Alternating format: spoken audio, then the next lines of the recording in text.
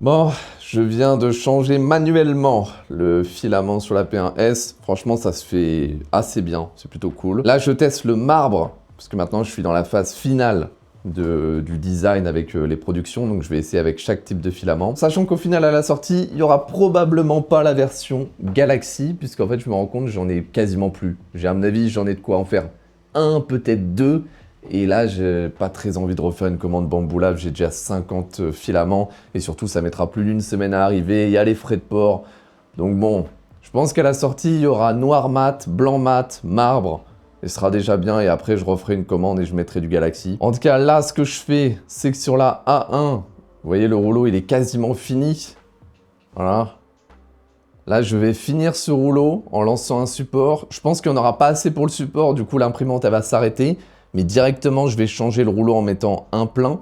Sachant que les rouleaux, maintenant, je les achète sans le truc en plastique. Et c'est un truc réutilisable, Bamboo Lab. Et tu le remplaces, c'est vachement cool. Ça, c'est beaucoup moins cher, tu payes 3 € de moins quand même. Et normalement, quand tu utilises l'AMS, bah en fait, ça va automatiquement passer d'un rouleau à l'autre quand t'en as un qui est fini, donc c'est vachement bien.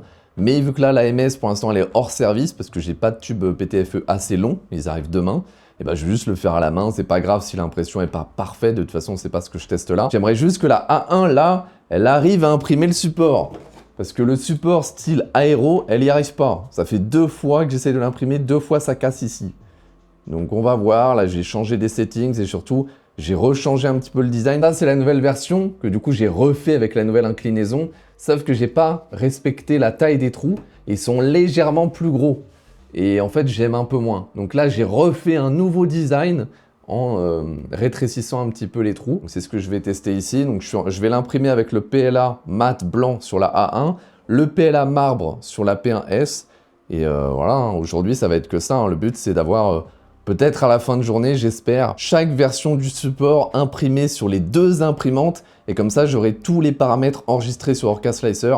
Comme ça, dès que j'aurai une production à faire, hop, ça part instantanément, pas besoin de réfléchir. Et voilà, ça va être le programme d'aujourd'hui. Pas grand-chose, à mon avis, à vous montrer, à part enchaîner les impressions. Et si j'arrive pas à imprimer des trucs, je vous le montrerai et vous aurez peut-être des conseils à me donner.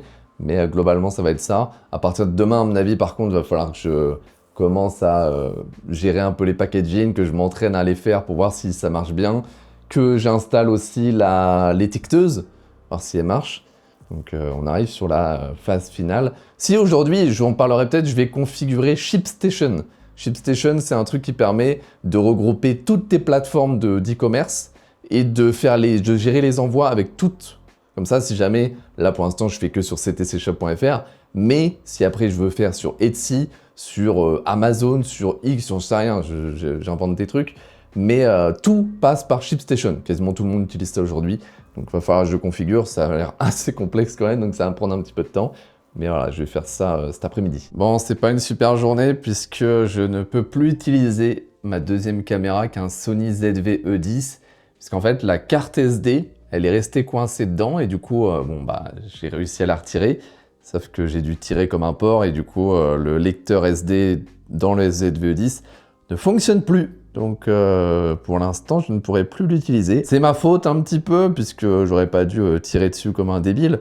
Mais en même temps, bah, elle marchait pas non plus dedans. Donc, donc un jour, je pense, je l'enverrai chez quelqu'un, soit chez Sony, soit chez un réparateur. Et on verra. Heureusement, c'est pas mon FX30, mais quand même, du coup, je vais plus pouvoir trop m'en servir. En plus, ça me servait pour faire des photos. Le FX30, il a même pas de mode rafale, donc c'est un peu chiant pour prendre des photos. Mais sur une note un petit peu plus joyeuse, on a les 2 supports qui sont terminés sur les 2 imprimantes. Et vous pouvez voir ici que, malheureusement, sur la A1, il y a eu un tout petit défaut en bas. Je ne sais pas vraiment pourquoi, mais la A1 n'arrive pas à imprimer ce modèle aussi bien que l'autre. Bonjour, vous me voyez. Ouais, je filme avec le gros Ronin là, parce que j'en ai marre de la qualité de merde du téléphone. Donc là, c'est énorme Ronin avec le FX30, donc c'est très lourd à porter, mais la qualité est plus sympa. Donc là, il a l'air d'avoir été imprimé parfaitement sur la P1S. Je vais quand même tester un truc, c'est-à-dire utiliser ce filament qui est sur la A1 sur la P1S pour voir si c'est juste une question de filament, parce que sur la P1S c'est du marbre et là c'est le PLA mat Bamboo Lab. Et sinon, bah je sais pas, enfin je revois les settings de la A1, mais c'est vrai que c'est chiant. Et au final, je pensais ne pas avoir assez de filament pour finir le support et bah si, j'ai mal calculé mon coup. mais tant mieux. Donc là, du coup, je vais juste alterner les deux filaments, voir si ça se passe mieux. Si ça se passe bien, je vais voir sur la A1 les différents settings que je peux faire. Et puis, de toute façon, pas grand-chose de plus à faire, hein. Là, c'est vraiment imprimer, imprimer, imprimer, avoir les settings parfaits. Je pense que c'est la meilleure chose à faire, intervertir les deux filaments, voir si c'est une question de filament ou d'imprimante. Et après, je vais voir les settings sur la A1. Et on va continuer comme ça. Et pendant ce temps, je vais bosser sur ShipStation. Je ferai peut-être une petite partie pour vous expliquer un peu ce que j'ai fait et comment ça marche. Mais à mon avis, je vais passer beaucoup de temps. Donc, je ne sais pas si j'aurai le temps de vlogger. Ça me fait vraiment chier pour le ZVE10 parce que bah, je m'en sers quand même de temps en temps. Et notamment pour vlogger, là, ça aurait été pratique parce qu'il est quand même vachement plus léger que le FX30. Mais bon, c'est comme ça. Hein, je peux rien y faire d'autre. Je l'enverrai un jour quand j'aurai des sous. Je sais même pas combien ça coûterait de faire changer le lecteur de carte à l'intérieur. On verra bien. Si vous savez, hein, n'hésitez pas à me dire. Hein. Comme prévu, il n'y a plus de filament dans le rouleau, donc elle a mis en pause l'impression. Je vais essayer de faire le changement de filament et reprendre l'impression. Normalement, ça fonctionne, mais il y a souvent des petits défauts quand tu fais ça. Mais on va voir. Et c'est pour ça que les imprimantes Bambu Lab aujourd'hui, elles sont incroyables. Même si je sais, tu peux avoir ça aussi sur d'autres aujourd'hui. Mais normalement, potentiellement, on croise les doigts, je dois pouvoir changer le rouleau et reprendre l'impression sans problème. Oui, gardez les rouleaux comme ça. Parce que déjà, je vous ai dit tout à l'heure qu'on peut acheter juste des recharges. Où en fait, ce que vous faites, c'est hop, vous ouvrez le rouleau et vous mettez la recharge et vous refermez. Et comme ça, nickel, et vous économisez le plastique. Mais aussi, gardez ça, ça permet de le peser. Et donc ensuite, quand vous pesez vos autres rouleaux de filament, vous savez exactement combien il y a dedans. Parce que comme ça, vous enlevez le poids que fait ça.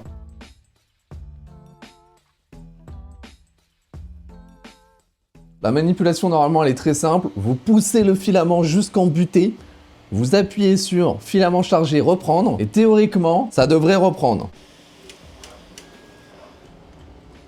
Le meilleur moyen de savoir si ça marche, parce qu'on ne voit pas comme ça si ça met du filament. Vous regardez le rouleau il tourne, ça veut dire que c'est en train de tirer dessus. Donc nickel. On verra à la fin, le rendu final, si on est capable de voir le moment où ça a changé de filament. Mais c'est trop bien. C'est trop bien. Ça évite de gâcher du coup. Parce qu'avant qu'il y ait des choses comme ça, bah en fait la plupart des gens jetaient les tout petits restes de filament à la fin des rouleaux parce que tu pouvais rien en faire à part faire des impressions de 10 grammes. Bah là en final, bah tu perds rien. Bon du coup je viens de passer une bonne partie de mon après-midi à essayer de configurer ShipStation. Pour ceux qui ne savent pas, ShipStation, c'est en gros, de ce que je comprends, pour gérer justement tous les envois quand tu as une boutique en ligne ou des boutiques en ligne. C'est ça l'avantage, c'est que ça peut être connecté à tout, soit Amazon, Etsy ou ton propre site. Donc sur le papier, c'est bien, mais c'est compliqué. Parce qu'en fait, moi j'utilise Fourthwall, donc c'est comme Shopify, c'est un concurrent à Shopify. Et du coup, il y a une intégration ShipStation, donc ça marche. C'est juste que j'ai du mal à comprendre encore l'intégration des différents transporteurs. Parce que là, typiquement, j'ai créé un compte sur Mondial Relay, j'ai créé un compte sur Colissimo, je suis en train de créer un compte sur Chronopost, mais c'est un bordel, faut un numéro de compte, mais en fait, Chronotrace et tout, c'est le bordel, j'ai envoyé un message à un conseiller pour voir. En fait, le problème, c'est qu'avec Fourthwall, donc le concurrent de Shopify, je vois pas trop, parce qu'actuellement, si je vais sur mon site et que je commande un produit, j'ai pas le choix de la livraison. Moi, quand j'y vais sur la page. Et je sais pas pourquoi. Je sais pas pourquoi, parce que j'ai lié mes comptes de transporteur à mon compte Fourthwall. Donc je sais pas pourquoi je peux pas choisir. Je vais y arriver, hein, ça va prendre un peu de temps. S'il y en a qui sont vraiment habitués, qui ont monté des commerces en ligne, qui savent tout, dites-moi. Voilà, donnez-moi le plus de conseils possible. Envoyez-moi des DM peut-être pour qu'on discute. Parce que c'est chaud. C'est chaud, c'est chaud, c'est chaud. Pour l'instant, j'ai géré à peu près et je pense que j'y arriverai. Mais j'ai encore du mal à comprendre un peu tout. J'aimerais bien ne pas me retrouver dimanche à cliquer sur upload la vidéo et qu'il y ait plein de demandes et que ça marche pas. Ou que j'arrive pas à gérer les commandes sur ci, sur ça. Parce que j'ai vu que Fourthwall et ShipStation, oui, il y a une intégration, mais typiquement, le statut de la commande va pas s'update entre les deux. Il va falloir le refaire manuellement et tout. C'est le bordel. J'espère que j'ai pas fait une connerie en allant sur Fourthwall au lieu de Shopify. Je pense pas. À mon avis, c'est le même délire, hein, c'est la même chose, ils ont copié. Mais bon, on verra bien. Donnez-moi tous vos conseils hein, si vous en avez. Je vais en avoir besoin. Pourquoi la A1, elle n'y arrive pas?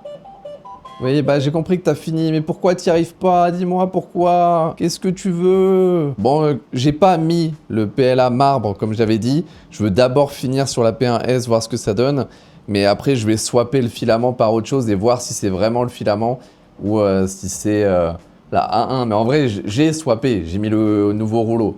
Donc forcément, c'est autre chose, je sais pas. Enfin, je vois. La vitesse peut-être, hein, baisser la vitesse. Bon, une note un peu plus positive. J'ai reçu des colis aujourd'hui, notamment ceci. Ça, c'est l'emballage papier carton style nid d'abeille, là, qui va permettre de bloquer vraiment les supports et n'importe quoi dans les colis. J'essaye le plus possible de ne pas avoir de plastique. C'est-à-dire que je vais envoyer dans des cartons et avec du papier comme ça. Il y a sûrement de meilleures façons de le faire. J'essaye autant que possible de ne pas mettre de plastique dans mes emballages et dans mon envoi. Je suis pas écolo tant que ça, mais juste quand je peux, j'essaye. Peut-être que les fidget clickers, vu que dans un carton, ce serait un peu abusé, peut-être que je ferai des enveloppes, les enveloppes avec papier bulle dedans. Je sais pas, il y a aussi des enveloppes carton comme Amazon utilise, donc on verra. Juste tant que je peux et que j'y arrive, j'essaierai de mettre que du papier. Petit passage pour les gens qui se disent « Ah mais t'imprimes des trucs en plastique », le PLA, c'est fait en matière organique, si je dis pas de bêtises. Dites-moi si je me trompe, mais le PLA, c'est du plastique, mais c'est pas vraiment du plastique. C'est fait avec des matières organiques, pas du pétrole. Je crois, hein, dites-moi si je me trompe, mais j'en suis quasi sûr. J'ai aussi reçu mes tubes PTFE, donc 5 mètres, c'est ce qui va me permettre de remettre le PTFE de l'AMS jusqu'à la A1, parce que là, j'ai plus assez de distance, donc je vais devoir en mettre des nouveaux. Donc j'ai pris une marque sur Amazon qui a l'air bien, j'espère. Donc je vais faire ça tout à l'heure. Et enfin, le gros du gros, un UPS ou un onduleur pour les plus français d'entre vous. Ça va me permettre de brancher les deux imprimantes dessus et comme ça, s'il y a la moindre coupure d'électricité, qu'elle soit de une demi-seconde ou 10, 15, 20 minutes, ça va faire en sorte qu'elle ne s'éteigne pas. Et c'est hyper important. De 1, parce que ça évite d'avoir des erreurs d'impression, parce que même si aujourd'hui les imprimantes elles sont hyper technologiques, intelligentes, tout ce que vous voulez, et quand vous reprenez l'impression, c'est plutôt propre, mais vous allez quand même voir un petit défaut. La vraie raison, c'est que comme pour tous les trucs électroniques, quand vous avez une coupure électrique, ça peut endommager. Voilà, ça peut endommager le firmware, ça peut endommager même l'hardware. Donc pour des choses dont je vais me servir en tant que professionnel et qui vont tourner 20 heures, 24 heures par jour si j'ai beaucoup de commandes, je peux pas me permettre. Parce que vous avez vu l'autre jour, dans le vlog, je sais plus combien, j'ai branché un truc, ça a fait sauter le courant. Mais j'ai branché une lumière de merde, hein. Je sais pas pourquoi, mon électricité est fucked up. Donc je peux pas me permettre que ça arrive alors que je suis en train d'imprimer 3-4 supports. Donc j'ai pris ça, c'est un UPS, en plus avec le Black Friday, j'ai eu une super promo. UPS 1500 VA. Alors j'ai eu du mal à comprendre ce que ça voulait dire, tout ça c'est vraiment en fait complexe parce que du coup il y en a, si tu regardes aux États-Unis, forcément ils parlent pas de la même façon parce que eux ils sont en 110 volts, nous on est en 220, 230, donc c'est pas les mêmes calculs. Mais globalement, c'est largement suffisant pour deux imprimantes comme ça. Je pourrais certainement en mettre 3, 4. Quoique non, il n'y a que 3, je crois, dessus. Mais dans tous les cas, c'est largement suffisant et ça va faire le taf. Surtout, ça va permettre de les garder pendant, à mon avis, plus de 20 minutes allumés. Donc c'est plutôt cool, comme ça, s'il y a une grosse coupure qui dure assez longtemps, ça pourra au moins permettre que l'impression se termine. C'est aussi ça l'intérêt. Bon voilà, je suis content d'avoir ça honnêtement parce que c'est vraiment chiant. Même si j'en ai pas souvent des coupures d'électricité, j'en ai dans cette maison. Pourtant c'est une maison neuve et tout, mais il y en a quand même quelques-unes. J'attends la P1S, elle finit d'imprimer le support de clavier comme tout de suite, mais en marbre, encore une fois, avec les trous un peu plus gros, c'est ce que j'ai fait. Une fois que c'est fini, je vais installer l'UPS avec les deux imprimantes dessus. Alors il y en a une des deux, sûrement la A1, où ce sera avec une rallonge, parce que vous voyez bien qu'elles sont à une grande distance l'une de l'autre.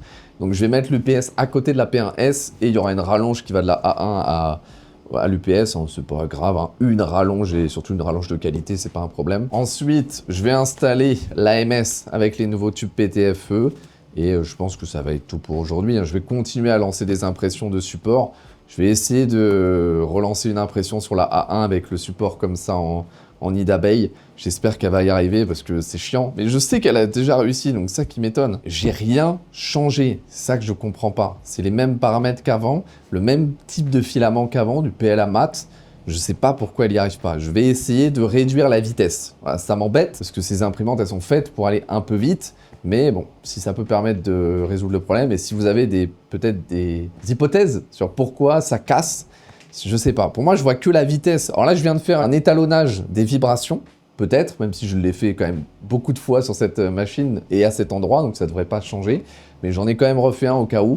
On va relancer un test ce soir et on verra. Bon, je pense qu'on se retrouve quand j'ai tout monté, tout terminé, et puis on terminera le vlog tranquillement. Une nouvelle impression, un nouveau fail, et encore sur la A1.